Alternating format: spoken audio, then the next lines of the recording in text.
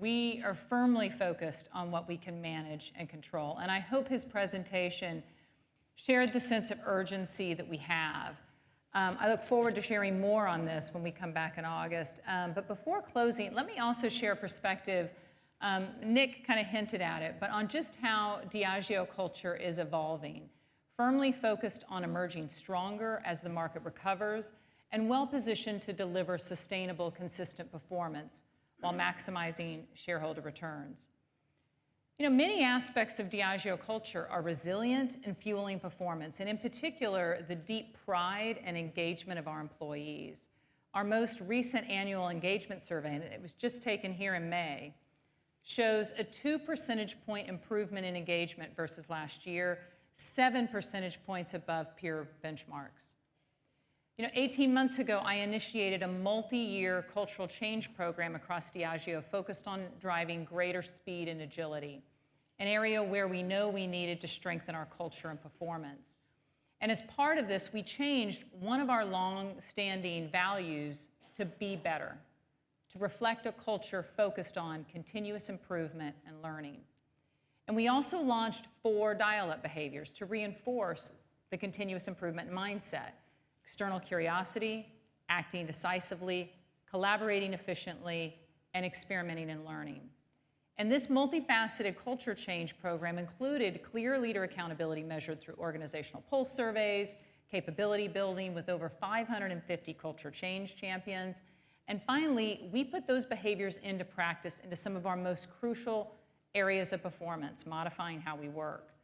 And it started with marketing, and we've mentioned today this a lot, the agile brand communities. And this has enabled the work Nick just discussed about him and Christina on the A&P efficiency, but also we changed a lot of our cross-functional processes like innovation and integrated business planning, reinforcing one Diageo that collaborates efficiently. So the Accelerate program and the evolution of our operating model is the next step in this journey to strengthen Diageo by increasing the speed, effectiveness, agility, and resilience. And so across the board and at scale, we will simplify our ways of working with clear accountabilities to enable decisive action, adapt best practices driving effectiveness, fully leveraging data and digital, an area that we particularly have invested in over a number of years.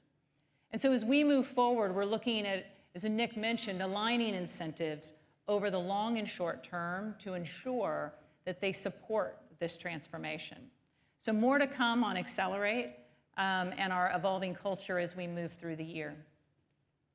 So to close, as a reminder, Diageo is a market leader with a strong portfolio of category-leading brands. Whilst the current environment is tough, we view this pressure as largely macroeconomic driven, and we continue to believe in the attractive long-term fundamentals of our industry and in our ability to outperform the market.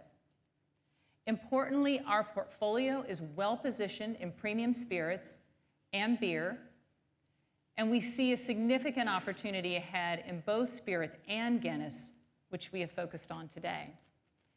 Guinness is an iconic brand in our portfolio and one where we have successfully evolved our strategy to drive higher growth, particularly through recruitment. And importantly, we also believe we have a strong runway for continued growth, recruiting new consumers, leveraging digital and driving innovation, including the significant opportunity we have with Guinness 0.0. So as you've heard, we are moving at speed to focus on what we can manage and control, and I look forward to sharing more details on our Accelerate program in August.